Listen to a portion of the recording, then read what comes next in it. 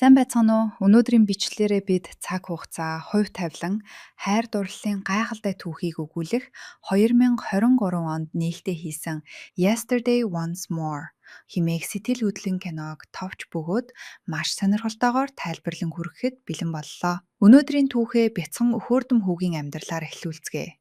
Гэвч харамсалтай нь тэр маш ганцаардмал нэгэн байлаа. Түүнд найз нөхөд хань бараа болох хүн бүр түүнийг сураглаж асуух гэр бүлч байсангүй.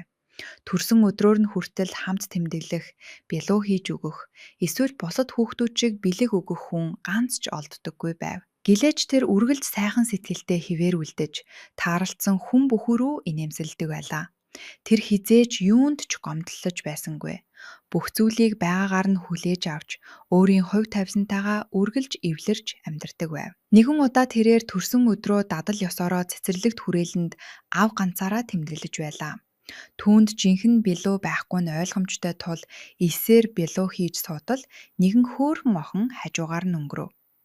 Охин түүнээс цэцэрлэгт хүрээлэнд ганцаараа юу хийж байгааг нь асуухад хүү өнөөдөр түүний төрсөн өдөр бөгөөд баяраа тэмдэглэхийг хүсэж байгаагаа хэлв. Охин баяраа тэмдэглэх бэлуу нь хаана байгааг асуутал хүүгийн элсээр хийсэн бэлууг олж харжээ. Охин түүнийг ихэд өрөвдөж төрсөн өдрийг нь хамтдаа тэмдэглэхээр шийдэв. Тэр өөрийгөө ойролцоо амьдардаг Юри гэж танилцуулаад тоглоомуудаа авчин хоёулаа хамтдаа тоглож эхэллээ. Сэми анх удаа төрсөн өдрөө хамт тэмдэглэх хүнтэй босон нь энэ байв. Хүү маш их жаргалтай байлаа. Хэдийгээр энэ нь маш энгийн зүйл байсан ч Юри ямар нэгэн зүйл ботуу байгааг мэдэрч төрсөн өдрийг ёс төртэй тэмдэглэж хүслээ шивнэхийн тулд тэдэнд лаа хэрэгтэй гэдгийг хэлв. Тэгээд тэд лаагаа асаалаа. Охин түүнээс хүслээ шивнэхийг хүсэж юу бодсныг нь асуухад хүү удахгүй цас ороосэй гэж хүсснээ хэлв.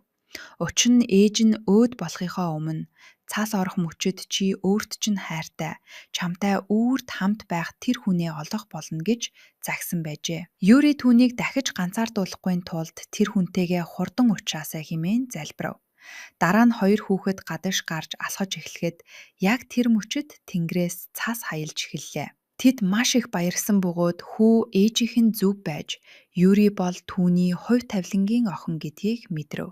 Түүнийг хайрлах, тэр өөрөө хайрлах, ирээдүйд түүнтэй холбогдож дахин хизээч ганцаардуулахгүй тэр охин бол Юри юм байна гэж хүү дотроо бат итгэжээ. Гэвч харамсалтай нь сайн сайхан зүйлс удаан үргэлж ирсэнгүй. Маргааш нь хүү түүнтэй тоглохоор очиход охины гэр бүл нүүчгсэн байр. Ямар ч холбоо барих аргагүй болж тэднийг хаашаа явсныг ч мэдэж чадсангүй. Сэми дахиад л ганцаардаж хоцров. Түүний амьдрал өрөвдөлтөй болж өдөр бүр сэтгэлээр унаж нэг бол шувуу шиг нисээд яваад өгсөн эсвэл эцгийгээ бүр мөсөн алга болоосоо хэмээн хүсэх болов. Ингээд Сэми өсөж том болж тэр өдрөөс хойш 10 жил өнгөрчээ. Сэми одоо 28 настай залуу болсон байв. Тэрээр өөрийнхөө дуртай зүйлийг хийж тоглоомын компанид ажиллах болжээ. Бурхан түүний ганцаардлыг нөхөж Теди хэмээх найзыг илгээсэн бөгөөд тэр үргэлж түүнийг дэмжиж бүх зүйлд тусалж яг л төрсөн ах дүүс шиг ханддаг байв. Сэми найзынхаа ачийг хариулахыг хүсэж Тедигийн хормын гэрчээр зогсохоор шийдлээ. Тэрээр амьдралынхаа хамгийн сайн найзын хормыг уугүй сайхан болгохын тулд бүх зүйлийг шалгахаар хормын ордонд очив. Энэ үед Тедигийн сүйт бүсгүй Оливия Сэмигээс хормын бэлүү бэлэн болсон эсхийг шалгаад өгөхийг хүсв. Хором эхлэхэд их хугацаа үлдээгүй байсан тул тэр доошоо бууж бүх зүйл зүгээр эсхийг лавлахаар очив. Гэтэл гал тогоонд нэгэн бяцхан хүүхэд орж ирээд бэлууны нэг хэсгийг нь идчихсэн байхыг хараад тэр цочирдов. Бэлууг хийж байсан бүсгүй түүнээс тусламж гуйж муухай харалдуулахгүй тулд сүйдсэн хэсгийг нь нууж засах хэрэгтэй болжээ. Сэми бүсгүйн хийсэн бүхнийг хийж хажууд нь зогссоор эцэст нь тэд бэлууг амжилттай засаж дуусав. Бүр өмнөхөөсөө ч илүү үзэгсэлэнтэй болсон байлаа. Бүх зүйл жигдэрсэн эсхийг шалгасны дараа тэр танхим руу буцахаар зэхив. Яг энэ үед түүний харц бэлуу хийж байсан бүсгүйн цамцан дээрх нэрэн дээр туслаа. Түүний нэрийг Юри гэдэг байв. Сэми хөшөөд л гацав. Өнгөрсөн үеийн дурсамжууд нь нүднийх нь өмнөр жирэлзэн өнгөрлөө. Мөн болов эсвэл биш үү гэж тэр өөрөөсөө асуув. Үгүй ээ, магадгүй тэр биш байх. Гэхдээ түүнд батлах арга байсангүй. Магадгүй мөнч байж болох юм. Асуулаа гээд алдах зүйл байхгүй шүү дээ хэмээн дотроо бодов. Асуух уу, болох уу? Үгүй ээ. дэмий байх. Хэрвээ тэр биш байвал яах вэ? Эвгүй байдалд орох үедээ тэр хугацааны турш тэр эргэлзэж тэнэгэлзсээр л байлаа. Дараа нь түүнийг танхимд буцаж ирэхэд Юрийн Оливиягийн сүйт бүсгүйн найз төдийгүй хормын зочдын нэг байсанд тэр дахин баахширлаа. Тиймээс л тэрээр хайж байсан охин нь мөн эсхийг баттай мэдэх хүртлээр түүний дэргэд байхаар шийдэв. Үдэшлийн үеэр Теди ирсэн бүх зочдод хандан гинтийн бэлэл барьж байгаагаа зарлав. Тэрээр компанийн хамгийн сүүлд гаргасан цөөн тоогоор үйлдвэрлэгдсэн тусгай загварын тоглоомуудыг авчирсан бөгөөд зочин бүрийн тоглоом ширээн доогуур нь байгааг хэлв. Юри өөрийнхөө хайрцгийг нээж үзтэл Батар нь бар байлаа. Уг цуглуулгад бар, туулаа зэрэг хид хідэн амьтны загвар байсан ч тэрээр үргэлж туулаатай болохыг хүсдэг байсан тул бага зэрэг урвайр. Тэгээд тэрээр эрт урд цагт өөрт нь туулаан чихмэл байсан ч түүнийгээ хамгийн нандин хүндээ өгсөн бөгөөд түүнээс хойш явл тэрэн шигээ туулаатай болохыг мөрөөдөж ирснээ хуучилж гарлаа. Гэвч харамсалтай нь тэр тоглоом задлах болгонд дахиад л бар гарч ирсээр байв. Сэми цочролд оров. Түүний эргэлзээ улам бүр нэмэгдэж байлаа. Тэр нээрэл Юри мөн үү, үгүй юу? Хэн нэгэн түүнд хэлээд өгөөч. Тиймээс л тэр үүнийг баттай мэдэх хүртлээр өнөө шөнө гэртээ харихгүй гэж өөртөө амлажээ. Хорим тарсны дараа тэрээр Юригээс хэрэгтэй мэдээлэл олж мэдхийн тулд түүнтэй хамт алхасаар байв. Тэднийг алхаж байх үед тоглоом залж буй худалдаачны хажуугаар өнгөрсөн бөгөөд Сэми түүнд хүсэж байсан туулайг нь авч өгье гэтэл тэр татгалзав. Юри худалдаж авбал яг тэр үеийн шиг мэдрэмж төрөхгүй. Би түүнийг санамсаргүй байдлаар бэлгэнд ирээсэ гэж хүсэж байна гэж хэлв. Яг энэ мөчөд тэр энэ бүсгүй бол үнэхээр өнөөх Юри мөн болохыг бүрэн ухаарчээ. Тэднийг ийн ярилцаж байтал Юригийн суудаг автобус ирж тэр явах хэрэгтэй болов. Тэр салах ёс гүйцэтгээд явах гэтэл Сэми араас нь дагаж очоод өөрийнхөө тоглоомыг өгөөд дотор нь туулаа байгаа юм шиг санагдаж байна гэж хэлв. Охин хайрцгийг нээгээд маш их гайхширв. Ялангуяа Сэми тэр туулааг яг л нугас шиг харагддаг байсан тухай хуваалцсны дараа шүү дээ. Яг энэ үед тэрээр байж боломгүй юм. Чи миний багын найз Сэми гэж үү? Хэмээн дуу алдав. Сэми, тийм ээ, би Сэми байна гэж хариуллаа. Ингээд тэд олон жилийн дараа эцэст нь нэг юм уулзав. Тэр цагаас хойш тэд сайн найзууд болж Facebook дээр бие биеэ нэмж бүх зүйлээ хуваалцдаг болов. Үгээр зогсохгүй Сэми түүнтэй улам бүр дотносож очсон газар бүрд нь хамт явах боллоо. Тэр үргэлж түүнд бэлэг илгээж санаа тавьдаг байв. Юрийн Оливиягийн найз байсан тул тэдний нөхөрлөл улам гүнзгийрч тэд дөрвөлээ хамтдаа гадуур их гардаг болов. Юри бэлүү хийх маш их дуртай тул өөрийн гэсэн бэлууны дэлгүүр нээх мөрөөдтэйгөө түүнд хуучлав. Сэми түүнийг үргэлж дэмжиж, үйлчлүүлэгч олж ирдэг байлаа. Жил хүрэхгүй хугацааны дараа Сэми цаашдаа тисэж чадсангүй. Тэр түүнийг зүгээр л нэг найзаас илүүгээр хардаг гэдгээ хүлээн зөвшөөрж, түүнд сайн, бүр хайртай гэдгээ хэлээд үерххийг гуйв. Юрич бас түүнд татагдсан байсан тул түүнийг маш удаан хайсан ч холбоо барьж чадаагүй гэдгээ хэлв. Тэд гэрлэх хүртлээр хамт амьдрахаар шийдэж, баяр гуниг золлон бэрхшээл бүхнээ хуваалцах болов. Үнэн дээр энэ нь Юригийн амьдралтаа гаргасан хамгийн зөв шийдвэрүүдийн нэг байлаа. Учир нь Сэми түүнийг хайрлаж, бэлэг өгч, бүх зүйлд тусалдаг байв. Гэвч яг энэ үед түүний амьдралыг эргүүлсэн нэгэн утасны дуудлага ирлээ. Тэрээр эцэн нас барсныг мөн оршуулад оролцох ёстой цорын ганц хүн нь өөрөө болохыг олж мэдэв. Тэрээр эцгийнхээ цогцыг чандралахаар очиход тэнд маш олон хүм түүнийг хүлээж байлаа. Гэмт бүлэглийнхэн эцгийг нь асар их өртөө байсныг мэдэх бөгөөд хэрв үрийг нь түлхэхгүй бол тэд түүнийг олж эцэгшин дуусгах болно гэж сүрдүүлв. Сэми хорвоогийн хамаг ачааг мөрөн дээрээ үүрсэн мэт хүндхэн буцаж ирэв. Эцгийнхээ үрийг хэрхэн түлхөө мэдэхгүй байсан тул тэр энэ тухай хэнд ч хэлэлгүй. Дотроо нууцлж үлдэхээр шийдэв. Тэр өрөө дарахын тулд өдөр шөнөгүй ажиллаж эхэллээ. Мэдээж хэрэг энэ нь Юритэй харилцах харилцаанд нь муугаар нөлөөлөв. Тэр түүнтэй өмнөхшгээ байнга уулзаж чадхаа байж заримдаа гэртээ зөвхөн санамсаргүй л таардаг болов. Сэми өглөөс эрэхтэй хүртэл ажилдаа хоцорсон. Мөн Юри өөрийг нь сэрээсэнгүү хэмээн бухимддаг байв. Нэгэн удаа түүнээс өнөөдөр юу хийгдэж байгааг нь асуухад Юри олон төрлийн бялуу бэлдсэн бөгөөд Оливиягийн очиж шууд дамжуулалт хийх гэж байгаагаа хэлв. Оливия 10 сая дагагчтай алдартай жүжигчин тул бялууг нь маш сайн сурталчилж өгөх байлаа. Сүүлийн үед тэд хамтдаа нэг их цагийг өнгөрөөгөөгүй тул Сэми түүнд туслахыг зөвшөөрсөнд Юри маш их баяртай байв. Тэр нэгээс бусад бүх цүнхтэй зүйлсээ машинд оруулаад үлдсэн ганцыг нь өөрөө бариад явна гэж хэлв. Тэднийг машинд суухад Сэмигийн уур уцаартай бухимдалтай байгаа нь илт харагдана. Хэрэв Сэми түүнээс болж ажилдаа хоцрох гээд байна гэж бодож байвал Юри зүгээр л такси бариад явж болно гэдгээ санал болгов. Түүнийг машин барьж явах үед Юри эцсийн мөчөд амжиж анхааруулсаагүй бол тэр жаахан охин дайрах шахав. Тэр өөрийгөө тайвшруулахыг хичээгээд Оливиягийн очмогцоо Юрийг зүгээр байгаа эсхийг нь шалгаад Оливиятай мэдлээд явхаар зэхив. Битэл гинт түүний цамцны торч тасраад унчхан тэр. Өнөөдөр өглөөнөөсөө эхлээд ямар ч азгүй өдөр юм бэ хэмээн үгсээр товчоо халаасандаа хийгээд яран гарав. Энэ хооронд Теди түүн рүү зогсоо зайгүй залгаж тэдний уулзах ёстой байсан бизнес эрхлэгч эмэгтэйн төвчээр алдарч явах гэж байгааг дуусгав. Сэми аль хэдийн ойртчихсан байгаагаа хэлж Японы гудамж хэр зэрэг төвчрэлтэй байдгийг сануулan дахиад жаахан л хугацаа хожиж өгөхийг гуйлаа. Яг тэр үед Оливия Юритэй хамт шууд дамжуулалтаа эхлүүлв. Юри бялуунуудаа танилцуулж эхэлсэн бөгөөд түүний игдүүтэй сайхан сэтгэлдээ нь мэдрэгдэж байсан тул үзэгчид түүнд шууд л хайртай болцгоо. Сэми эцсийн мөчөд арайхан амжиж очин үйлчлүүлэгчтэйгээ ярилцаад удаан хугацаанд мөрөөдөж байсан гэрээгээ амжилттай байгуулж чадлаа. Тэрээр энэхүү баяртай мэдээгээ хуваалцахаар Юри рүү зурвас бичв. Харин энэ үед Теди хурж ирээд түүнтэй маргалдаж яагаад хоцорсныг нь мөн сүүлийн үед яагаад ингэж сонин айшлах болсныг нь байцаав. Гэвч Сэми өрийнхөө талаар юу ч хэлхийг хүссэнгүй нууцлсан хэвээр л үлдэв. Гэтэл хоёр найз кофе ууж байх үед Теди гинт хувцсан дээрээ кофе асгачихв. Сэми түүнд амны цаассаар байтал Теди гинт уйлж эхлэхэд тэр маш их цочирдов. Гайхсан Сэми түүнээс яасан талаар асуулаа.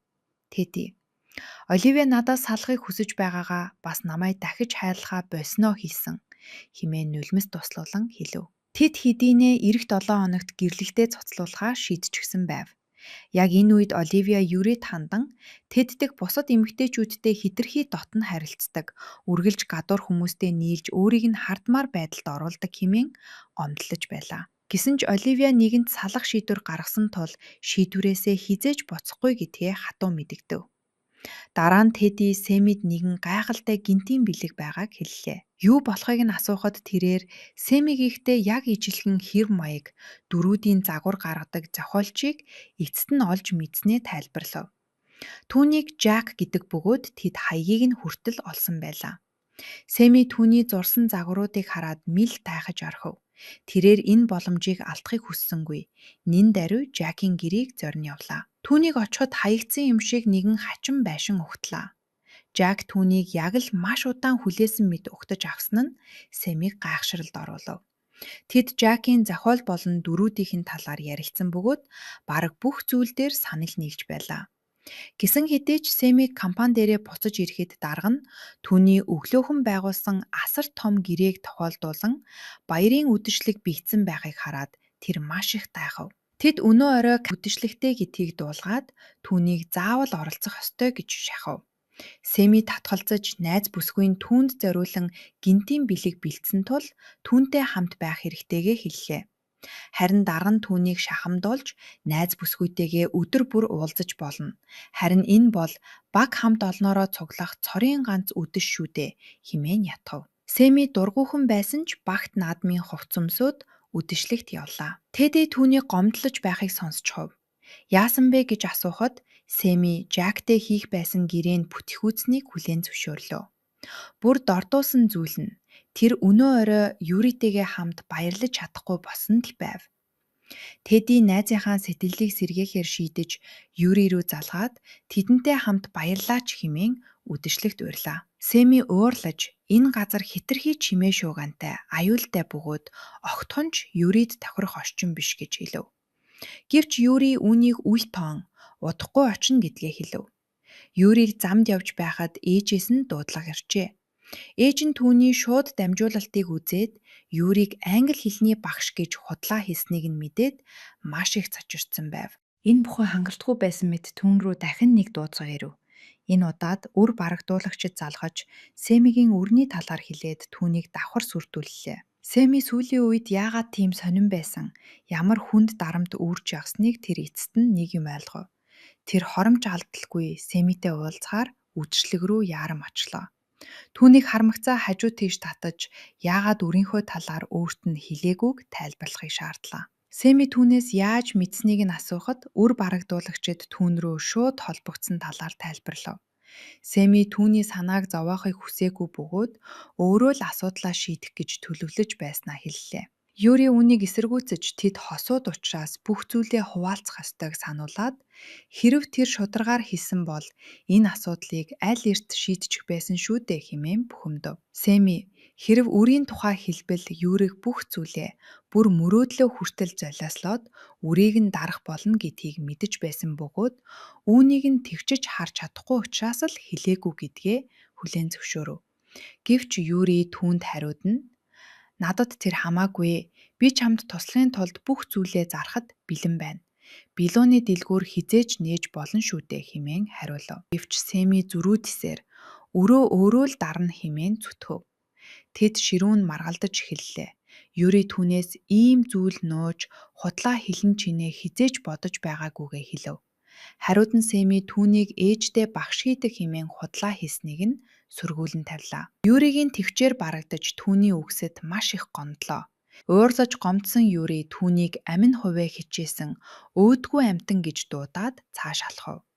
Сэми араас нь дагаж үлдэж өөрийг нь сонсхийг тайлбарлах боломж олгохыг гуйлаа. Уян зөөлөн сэтгэлдээ бүсгүй цогтос хийв. Гэтэл яг энэ үед нэгэн ачааны машин хан мөргөж хан тэр чигтээ Юригийн дээрээс нураад унхан тэр.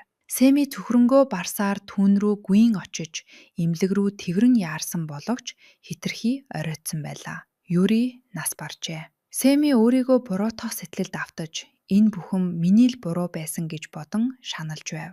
Хэрэг түүнд эртхэн үннийг хэлсэн бол тэд маргалдахгүй.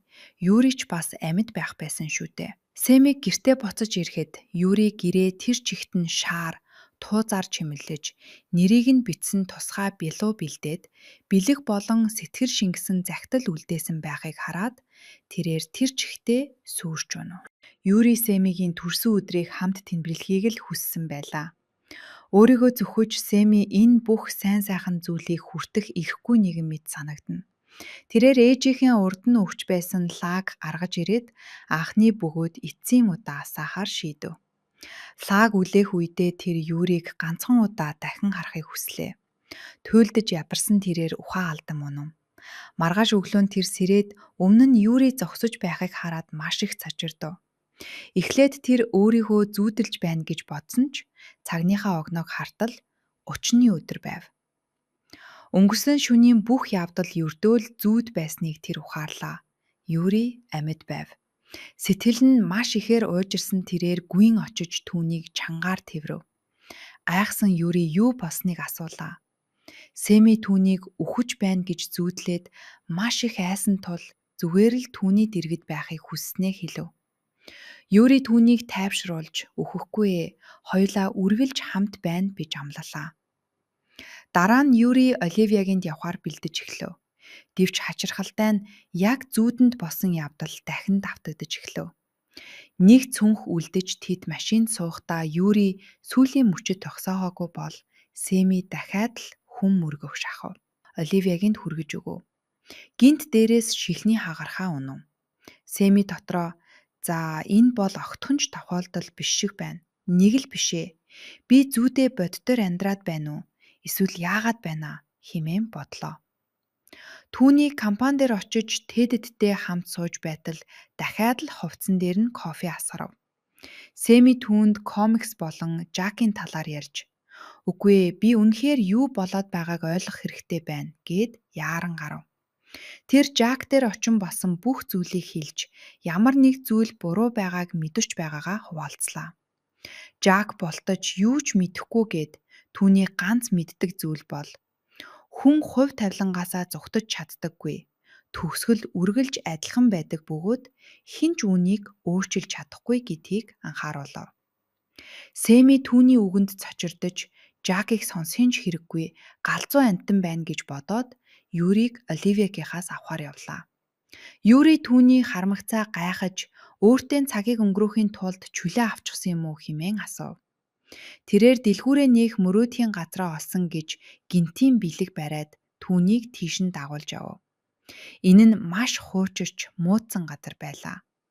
Юри энд юу хийхийг хүсэж байгаагаа ярьж эхлэхэд Сэми түүний өмнөөс дотроо маш их баярлаж байв. Гинт дээрээс толгоор унах гэж байсныг Сэми яг цагт нь амжиж аварлаа. Тэр түүнд санаа зовсон ч Юри зүгээр гэдгээ хэлв. Газан нь маш хуучирсан тул тэд зүгээр л болгоомжтой байх хэрэгтэй гэв. Сэми үүнийг нэг их тоолгүйгээр төрсөн өдрөө тэмдэглэхээр түүнийг дагуулan явав. Тэнд байхад Юригийн ээж шууд дамжуулалтыг нь үзээд өөрт нь худлаа хийснийг нь мэдсэнгээд залгав. Юри ээжигээ тайвшруулахыг хичээж Сэми ч мөн удахгүй хамтдаа очиж бүгдийг тайлбарлана хэмээн түүнийг тайтгаруулав. Баяраа тэндэглэсний дараа тэр машинаа авахаар Юрийг дагуулan гараж руу ортол нэгэн эрэгтэй хүүгээ хэрцгийгээр зодож байхтай таарав. Сэми түүнийг тайвшруулж солиусхийг оролцсон боловч өнөөх хүн зодсоор л байв. Юри тэдний дундуур орж салгахыг оролдох үед тэр хүн түүнийг түлхэж тосоогоор нь савж унгах шахсанд Сэмигийн төвчээр бүрмэсэн алдрав. Сэми цааш төвчж чадалгүй өнөөх эцгийг аимшигтайгаар зодож нүүр амьгүй болгож орхилоо. Хүүхэд аавыг нь битгий зодооч гэж уйлан гуйж байв. Эцэг нь цагдаа дуудаж цагдаанаар Сэмиг баривчлаад явлаа. Энэ үед Сэми цагдаагийн хилцээр Юри аюулд орсон. Түүнийг аврах хэрэгтэй байгаа тул яаралтай явах ёстой гэдгээ учирлаж байв. Юрид ямар нэгэн муу зүйл тохиолдохгүй гэхээс тэр үхтлээ айж байлаа. Гэвч цагдаанаар татгалзаж нөгөө хүн гомдлоо буцааж авах хүртэл явуулахгүй гэж хатуу мэдэгдэв. Тэрээр 45 минут орчим шаналж хүлээсний эцэст өнөөх эрэхтэй хэрэгээ хэрэгсгүй болгосон гэдгийг сонсоод шууд л Юрийг шалгахаар яран гадагшгүйлээ. Яг энэ мөчөд түүн рүү дуудлага ирэв. Юри осолд оржээ. Тэр түүн рүү яран очиж эмнэлэгт хүрэглээ. Гэвч дахиад л нөгөө үгс.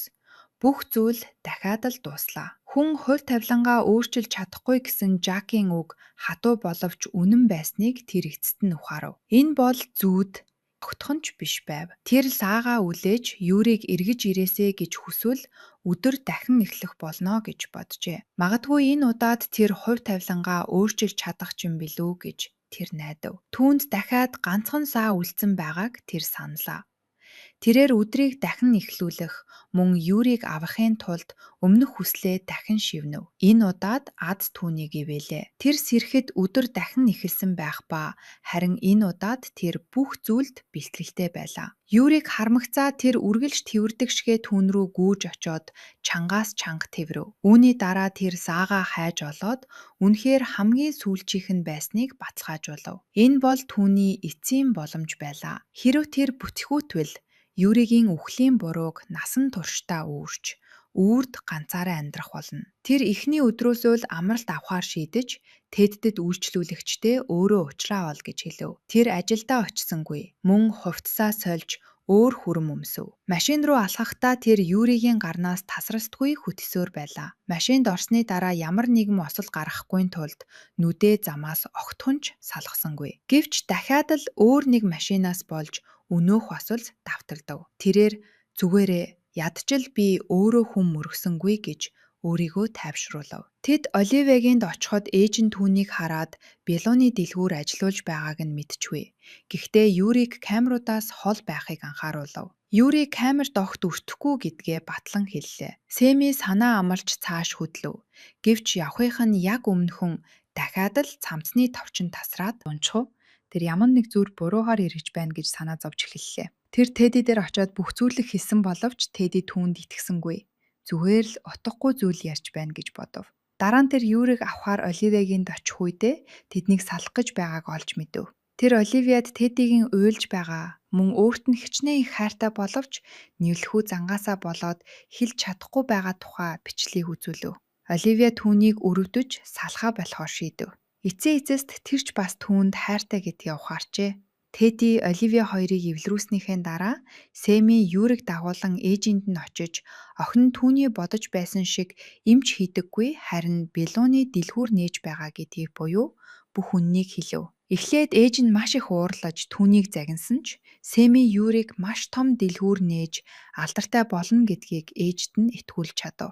Юри ээжээсээ ядаж ганц удаа Белог нь амсаж үзхийг гуйлаа. Ээж нь амсаж үзээд ямар амттай байгааг нь мэдрээд маш их гайхав. Тэрээр дэлгүүрт нь хөрөнгө оруулалт хийхийг зөвшөөрөв. Сэми маш их баяртай байсан бөгөөд энэ боломжийг ашиглан амьдралынхаа хамгийн сүүлчийн нууцыг дэлгэхээр шийдэв. Тэр Юрийг гэртээ дагуулж ирлээ. Юри түүнийг байшингаа зарах гэж байгааг олж мэдэв. Тэр ихэд гайхаж, яагаад гэр бүлийнхээ сүүлчийн дурсамжийг зарах гэж байгааг нь асуув. Сэми энэ байшин тэр чигтээ мөө муухай дурсамжаар дүүрэн гэдгийг тайлбарлав. Ялангуяа ээжийг нь нас барсны дараа эцэг нь ухаанаа алдаж архинд орж гэртээ уурлан орж ирээд эд зүйлс эвдэж хэмхлэн хүмүүсийг зоддог байсныг хэллээ. Харин өглөө бүр эцэг нь гимшиж сэрээд хийсэн үйлдэлдээ уучлал ирж түүнд хоол хийж халамжилдаг байв. Цаг хугацаа өнгөрөх тусам Сэми үүнд нь дасаж өглөө нь халамжаар дүүрэн байна гэдгийг мэддэг байсан тул шөнийн тамлалыг тэрчин өнгөрүүлдэг болсон байв.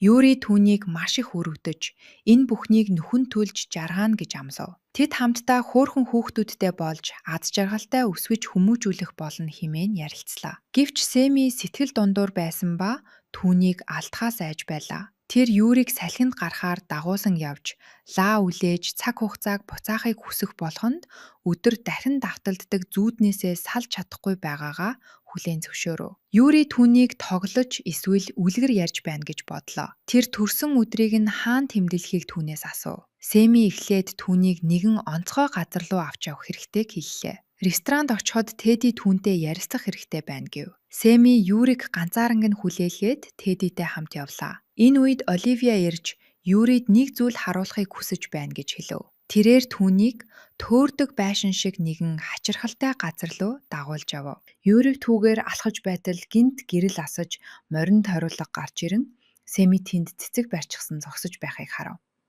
Сэми дахиж цаг алдахыг хүссэнгүй түүнд гэрлэх санал тавилаа. Магадгүй хорь таллан ингэж өөрчлөгдөж мэдэх юм. Юри маш их баярлан тиймээ идэж зөвшөөрөв. Оливия тэдэнд дурсамж болгон үлдээхээр энэ мөчийг бичлэгт болгож байлаа. Теди гарч ирээд Оливиагаас дахин нэг боломж олгохыг гуйсан ба Оливия ч түүнийг уучлав. Тэд дахин нийллээ. Сэми Юри хоёр баяраа үргэлжлүүлж түүний хийсэн бэлог идэхээр тэндээс гарцгаалаа. Тэднийг зам хөндлөн гарч байх үед машин Юрийг дайрах шахсан ч Сэми эцсийн мөчид түүнийг амжиж аварч чадав. Тэрээр эцэст нь нэг юм хувь тавилангаа өөрчилж чадлаа. Тэд цаашдаа хамтдаа аз жаргалтай амьдрах болно гэж боджээ. Түүний санаа асар ихээр уужрав. Гэвч гинт нэгэн ачааны машин тэдний зүг маш хурдтайгаар ирж явлаа. Сэми өөрийгөө залиаслан Юрийг замаас түлхэж холбоолов. Юригийн оронд ачааны машин Сэмийг дайрж орхих нь тэр. Юрийг эмнэлэгт сэрэхэд хажууд нь ээж нь сууж байв. Тэр биеэ огт хөдлөж чадахгүй байсан бөгөөд юу болсон талаар асуухад тэд түүнийг аимшигт осолд орсон гэж хэллээ. Тэрээр босон явдлыг баг багаар санаж Сэмийг сургалав.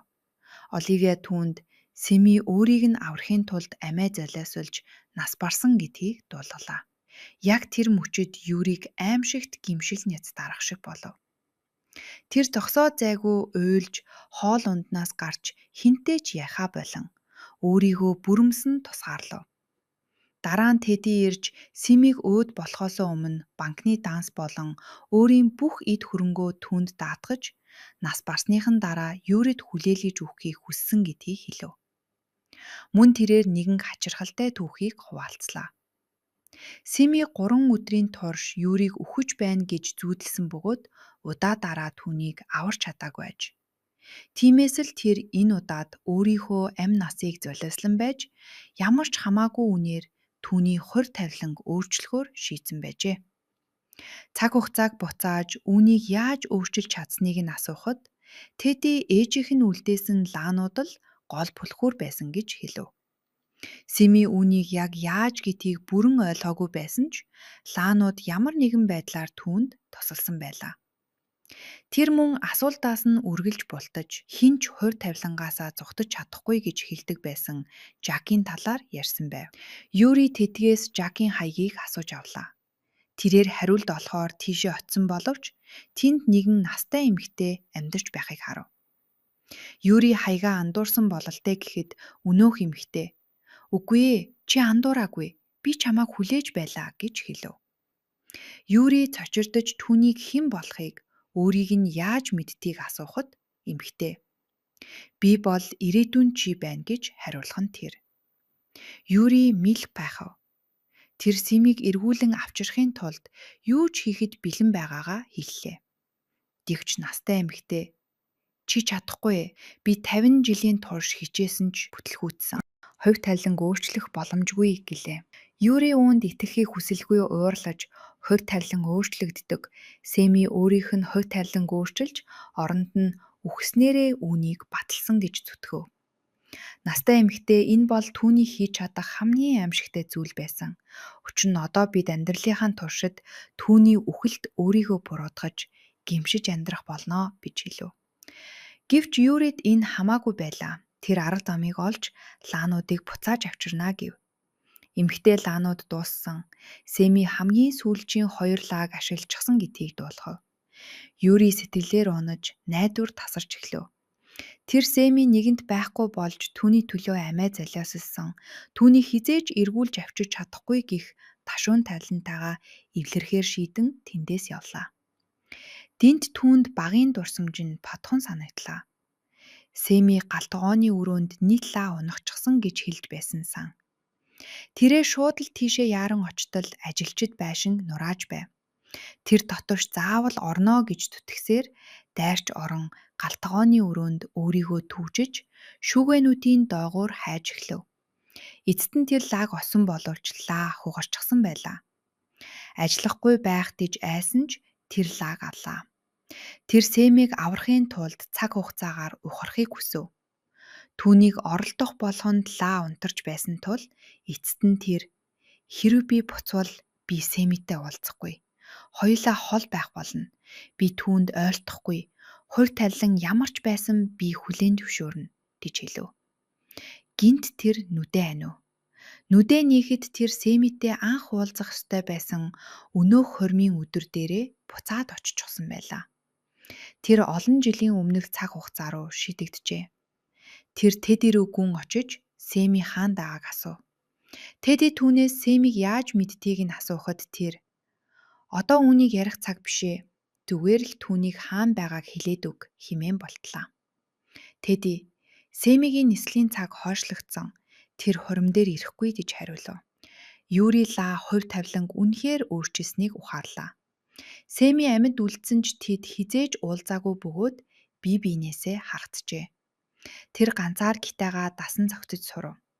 Урд нь Семитэй хамт баяр баясгалан хайраар дүүрэн өнгөрүүлсэн тэрхүү жилийг тэр одоо анзаараа өнгөрөх болжээ. Тэр түүнийг ганц ч удаа харсангүй. Эцэст нь тэр жил буусав. Энэ өдөр Семигийн төрсөн өдөр байсан бөгөөд тэрээр ганцаараа тэмдэглэлээ. Мөн тэрээр мөрөөдлийн дэлгүүрээ нээжээ. Түүний хийсэн анхны онцгой бялуу нь Семигийн төрсөн өдөрт зориулан хийж байсан өнөөх хязгаарлагдмал тооны тусгай бялуу байлаа. Гэтэл шинэ жилийн өдөр гинт хэн нэгэн хаалга тогшиж өнөөх тусгай бялууг асуув. Түүнийг эргэж хартал Семи зогсож байх нь тэр. Юри сэтлэл нь маш их хөдөлж нүхмэс унгав. Энэ бол тэдний 4 жилийн хугацаанд анх удаага бие биетэйгээ ярьж буй мөч байлаа. Түүнтэй ярилцвал Семиг амьдралдаа дахин оруулж улмаар аимшигт эмгэнэлт хүргэх бий гэхээс тэр үхтлээ айж байв. Тиймээс тэр өөрийгөө түүний багын найз Юри гэдгээ хэлэхгүй байхаар шийдлээ. Гэвч Семи дэлгүүрт байх багийнх нь өгсөн жижигхэн тоглоомыг олж хараад бүгдийг гадарлав. Тэр түүнээс багын найз Юри мөн эсхийг асуухад Юри худлаа хэлж чадсангүй. Тийм гэдгээ хүлээн зөвшөөрлөө. Олон жилийн дараа түүнийг дахин харсандаа Семи маш их баярлав. Тэр Юритэй хамт гадуур гарч бие биенээ дахин шинээр таньж мэдхийг хүсэж байгаагаа хэлв. Юри үүнийг хувь тавилангийн сорилт гэж мэдэрсэн ч бас нөгөө талаар тавилан аль хэдийн өөрчлөгдсөн гэдгийг ухаарлаа. Тэд хамтдаа гадуур гарахаар тохиролцов. Цаг хугацаа өнгөрсөөр тэд хамтдаа үлдэж, өтлөх насаа хамтдаа илээж, Юри эцэст нь өөрийн хувь тавиланг өөрчилж чадсан юм. Тэрээр амьдралынхаа цорын ганц хайртай хүнтэйгээ насан туршдаа аз жаргалтай амьдарчээ. Ингээд кино маань дуусаж байна. Таалагдсан гэж найдаж байна. Үзсэн бүх хүмүүстээ баярлалаа.